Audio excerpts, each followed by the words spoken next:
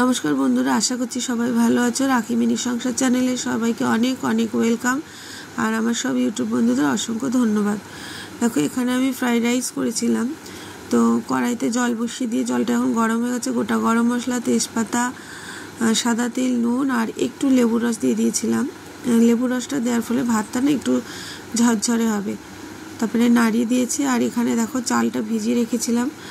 তারপরে চালটা দিয়ে দিলাম, ধুয়ে ভালো করে ভিজিয়ে রেখেছিলাম। তো চালটা খানিকক্ষণ ভিজিয়ে রাখতে হয়, আমি বেশি টাইম পাইনি, যেটুকু পেয়েছি মানে ওই 40-45 মিনিট হয়েছে। এটা সকালবেলায় করেছে, আর সকালবেলায় বেরোনোর তাড়া থাকে, খুব ঝামেলা হয় এটা করতে। তো ভাতটা নাড়িয়ে দিয়েছি, এবার আমি ঢেকে দেবো, ভাতটা হতে থাকুক। দেখো, কিছুটা আর একটুখানি হলে আমি নামিয়ে দেবো, প্রায় হয়ে এসেছে। আর একটু হলে নামিয়ে দেবো। আর ততক্ষণ আমি সবজিগুলো কেটে নিয়েছিলাম, ভাত হতে হতে আমি সবজিগুলো কেটে নিয়েছি। দেখো, এখানে এটা ক্যাপসিকাম আজকে লম্বা লম্বা করে কেটেছি। ক্যাপসিকাম সাধারণত আমি ডুমো ডুমো করে কাটি, এখানে আজকে লম্বা করে কেটেছি। আর এখানে দিয়েছি একটু পেঁয়াজ কলি। এখানে রয়েছে ফুলকপি, বিনস আর গাজর। বিনসটা খুব কম ছিল, 100 মতো এনেছিলাম, তাই ওই কটাই হয়েছে। ভালো করে ধুয়ে রেখে দিয়েছি আমি জল ঝরিয়ে। এবার ভাতটাকে আমি নামিয়ে নেবো আগে। ভাতটা নামানো হয়ে গেছে, দেখো, আর বেশ ঝুরঝুরে হয়েছে ভাতটা, একদম গরম। এবার কড়াইতে আমি তেল দিয়ে নিয়েছি, সব সবজিগুলো আমি ভেজে নেব। আমি যখন বাড়িতে থাকি, সময় পেলে আমি সবজিগুলো আলাদা আলাদা করে ভাজি, কিন্তু যেহেতু এখন আমার হাতে সময় খুব কম, বাইরে বেরোতে হবে, তাই সব সবজিগুলো একবারে দিয়ে আমি ভেজে নিচ্ছি। পেঁয়াজ কলিটা আর ক্যাপসিকামটা পরে দেবো। গাজর, ফুলকপি আর বিনসটা আমি আগে দিয়ে দিচ্ছি। একটু ভাজা হয়ে গেলে পেঁয়াজ কলি দেবো, তারপরে আবার ভেজে ক্যাপসিকাম দেবো। আমি বারবার বলি, আমি ঘরে যেরকমভাবে রান্না করি আমি সেটাই এখানে তুলে ধরি, আমার ভালো লাগে এটা। তো দেখো, এটাকে আমি ভালো করে ভেজে নিচ্ছি। আর ভাতে যেহেতু নুন দেওয়া আছে, বেশ অনেকটাই নুন দিয়েছিলাম, তো সবজির মধ্যেও সামান্য একটু নুন আমি দিয়ে ভেজে নেব। এবার আমার ভাজা হয়ে গেছে কিছুটা, তারপরে আমি পেঁয়াজ কলিটা দিলাম। আর দেখতে কি সুন্দর লাগছে দেখো, লাল সাদা সবুজ, লাল না অরেঞ্জ সবুজ সাদা, দেখতে খুব সুন্দর লাগছিল, মানে রং বেরঙের একটা ব্যাপার এখানে হচ্ছে। তারপরে ভাজা হয়ে যাওয়ার পরে, খানিকক্ষণ ভেজে নেওয়ার পরে আমি এবার ক্যাপসিকামটা এখানে দিয়ে দেবো। ক্যাপসিকাম যেহেতু বেশিক্ষণ লাগে না ভাজতে, ওই জন্য একদম লাস্টে আমি এটা দিচ্ছি। আর আজকে যেহেতু লম্বা লম্বা করে কেটে নিয়েছি, বেশিক্ষণ লাগবে না এটা। আর এই ফ্রাইড রাইসের সঙ্গে আমি চিকেন করেছিলাম।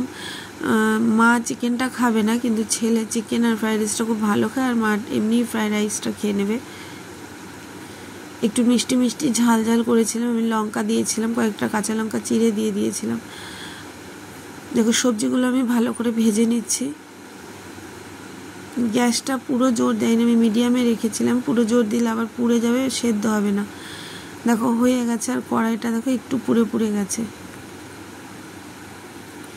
এটাকে নামিয়ে নেবো এবার আমি। হয়ে গেছে যেহেতু, এটাকে আমি নামিয়ে নেবো। নামিয়ে নিয়ে এবার যেই কড়াইতে আমি ফ্রাইড রাইস করবো সেটা আমি বসিয়ে দিলাম। তারপরে সাদা তেল আর 1 চামচ ঘি দিয়ে নিয়েছিলাম। নিয়ে তারপরে ওর মধ্যে গোটা কাজু বাদামটা আমি একটু ভেজে নিচ্ছি। আর তেলের উপরে একটু ঘি দিলে এত সুন্দর একটা গন্ধ বেরোয়, যদিও আমার নাক বন্ধ, কিন্তু তাও আমার নাকে গন্ধটা আসছিল একটু একটু, খুব সুন্দর গন্ধ লাগছিল। তো কাজু বাদামটা ভালো করে আমি ভেজে নিলাম। এবার আমি কিশমিশটা দিয়ে দিলাম। কিশমিশটা দেখো ভাজতে ভাজতে পুরো লাল হয়ে যাবে। আর দেখো কেমন ফুলে ফুলে গেছে, কিশমিশটাও ভাজা হয়ে যাচ্ছে। এবার আমি এটা তুলে নেবো। তুলে নিয়ে তারপরে গোটা গরম মশলা, তেজপাতা ফোড়ন দিয়ে সবজিগুলো আবার দিয়ে দেবো। এখানে দেখো সব ভাজা হয়ে গেছে, কাজু কিশমিশ, আবার গোটা গরম মশলা ফোড়ন দিয়েছি, তেজপাতা ফোড়ন দিয়ে সবজিগুলো আবারও দিয়ে দিলাম। এর মধ্যে কিছুটা লেগে রয়েছে, আমি এক হাতে পারছি না, এটাকে আমি ক্যামেরা অফ করে তারপরে আমি ওটাকে নিয়েছিলাম আবার। দেখো, তারপরে দেখো আমি এটাকে নাড়িয়ে নিয়ে 3টে কাঁচা লঙ্কা মাঝখান থেকে কেটে এতে দিয়ে দিয়েছিলাম। বেশ একটু ঝাল ঝাল মিষ্টি মিষ্টি হবে। তো নাড়িয়ে নিয়েছি ভালো করে। নাড়িয়ে নেওয়ার পরে এতে পরিমাণ মতো আর একটুখানি আমি নুন দিয়ে দেবো, সামান্য, বেশি না, অল্প একটু দেবো। যেহেতু সবজিগুলোর মধ্যে যদি নুন না থাকে তো ভাতটা খাওয়ার সময় ভালো লাগবে না সবজিগুলো মুখে পড়লে। এবার আমার সব ভাজা হয়ে গেছে সবজিগুলো, এবার ভাতটা আমি দিয়ে দিলাম। এবার দেখো নাড়িয়ে নিচে, এক হাতে নাড়াতে পারছি না, যতটা পারছি আমি ক্যামেরা অন করে করার চেষ্টা করছি। নাড়িয়ে নিয়ে এবার ভাতেও আর একটু আমি নুনটা দিয়ে দিয়েছি। যখন ভাতটা আমি নামিয়েছি একটু ঠান্ডা জল ওপর থেকে দেওয়া হয়েছিল, তো তাই জন্য এখন একটু নুন দিয়ে দিলাম ভাতে, আর চিনি দিয়ে দিলাম, যেহেতু একটু মিষ্টি মিষ্টি হবে, এটা ঝাল মিষ্টি দুটোই হবে। তো ভালো করে মিশিয়ে নিয়েছিলাম। মিশিয়ে নেওয়ার পরে এবার কাজু আর কিশমিশটা যেটা ভেজে রেখেছিলাম সেটাও দিয়ে দিলাম। দেওয়ার পরে আবারও মিশিয়ে নিচ্ছি। দেখো প্রায় হয়ে গেছে, এটা নামানোর সময় প্রায়। এখন এবার নামানোর আগে আমি ঘি দিয়ে দেবো, আর গ্যাসটা আমি এই সময় বন্ধ করে দিলাম। দেখো ঘি দিয়ে দিচ্ছি। এবার ঘি দিয়ে এটাকে আমি মিশিয়ে নেব। আমি নামিয়ে নিয়েছি। আর তোমাদের সঙ্গে আজকে পুরো ভিডিওটা আমি শেয়ার করতে পারিনি, আমার সময় ছিল না। তো এই চিকেন আর এই ফ্রাইড রাইসটাই করেছিলাম। তো মাংসটা এবার বসাবো। তেলের মধ্যে জিরে ফোড়ন দিয়ে দিয়েছি, আর এখানে পেঁয়াজ ভেজে নিচ্ছি। পেঁয়াজের মধ্যে 2টো কাঁচা লঙ্কা দিলাম, বেশি দেবো না, যেহেতু আমি মাংসের মধ্যে অনেকগুলো কাঁচা লঙ্কা পেস্ট করেছি, আর মাংসের মধ্যে গোলমরিচ গুঁড়ো মাখিয়ে রেখে দিয়েছিলাম। তো বেশি এখানে কাঁচা লঙ্কা দিলে আবার খুব বেশি ঝাল হয়ে যাবে। আর এখানে দেখো মাংসটা বেশি নেই, অল্পই আছে। এখানে লেবুর রস, হলুদ আর গোলমরিচ গুঁড়ো মাখিয়ে রেখে দিয়েছিলাম। তো পেঁয়াজটা ভাজা হয়ে যাওয়ার পরে আমি মাংসের মশলাটা দিয়ে দিলাম, যেটা মাংসে দেওয়া হয়। আদা, রসুন, কাঁচা লঙ্কা, জিরে সব একসঙ্গে পেস্ট করে নিয়েছিলাম। মশলাটা একটু ভেজে নিয়ে আমি হলুদ দিয়ে দিচ্ছি, আর কাশ্মীরি লঙ্কার গুঁড়ো দেবো। আমি আগেও বলেছি যে আমি শুকনো লঙ্কা বাটা তরকারিতে দিই, এমনি ফোড়নে দিই, আর রঙের জন্য আমি কাশ্মীরি লঙ্কাটা খাই, এতে ঝাল হয় না, শুধু রঙটাই আসে। তো কাশ্মীরি লঙ্কার গুঁড়োটি একটু বেশি করেই দিয়েছি, প্রায় 1 চামচ মতো লঙ্কার গুঁড়োটা দিয়েছি। তো মশলাটি এবার ভালো করে দেখো ভাজা হয়ে গেছে। এবার যে মাংসটা আমি হলুদ, লেবুর রস, গোলমরিচ দিয়ে মাখিয়ে রেখেছিলাম সেটা দিয়ে দিলাম। তো মশলার সঙ্গে ভালো করে এবার মাংসটা কষিয়ে নেবো। একদম কষাতে কষাতে এর রঙটাই পুরো পাল্টে যাবে, অনেকক্ষণ ধরে কষাতে হবে। আর আলুটা আমি ভেজে রেখেছি আগে, কষানো হয়ে যাওয়ার পরে আমি আলুটা দেবো।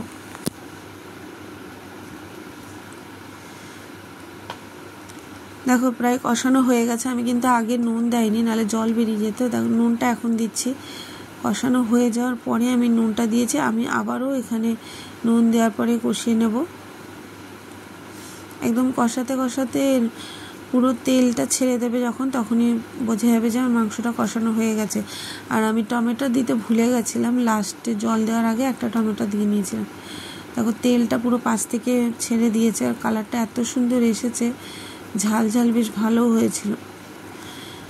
এবারে আমি আলুটা যোগ করে দিলাম। আলুটা দেওয়ার পরেও আবার ভালো করে কষিয়ে নেব। প্রায় কিছুক্ষণ কষানোর পরে তারপরে আমি জল দেব।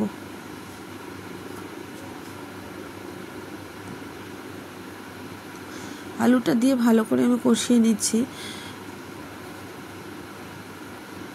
আর টমেটো দিতে আমি যেহেতু ভুলে গেছিলাম, আমি লাস্টে টমেটো দেবো। তো দেখো আলুটা দিয়ে আমি ভালো করে কষিয়ে নিয়েছি, আর ঠিক এরকম পর্যায়ে এসেছে। এবার টমেটো দেখো, এই যে টমেটোটা আমি এখন দিয়েছি, আমি মনে ছিল না, তো জল দেওয়ার খানিকক্ষণ আগে দিয়ে আবারও ভালো করে কষিয়ে নিয়ে জলটা দিয়েছিলাম। এবার হয়ে গেছে আমার কষানো, জল দিয়ে দেবো এবারে। মাংস তো প্রায় সেদ্ধই হয়ে গেছে, এত কষানো হয়েছে। আর মুরগির মাংস একটু কষালেই সেদ্ধ হয়ে যায়, তাই পরিমাণ মতো জলটা দেবো, বেশি দেবো না জল, কিন্তু ঝোল করবো না বেশি। তো আজকে পুরো রান্না আমি তোমাদের সঙ্গে শেয়ার করতে পারিনি, লাস্টেরটুকু দেখাতে পারিনি।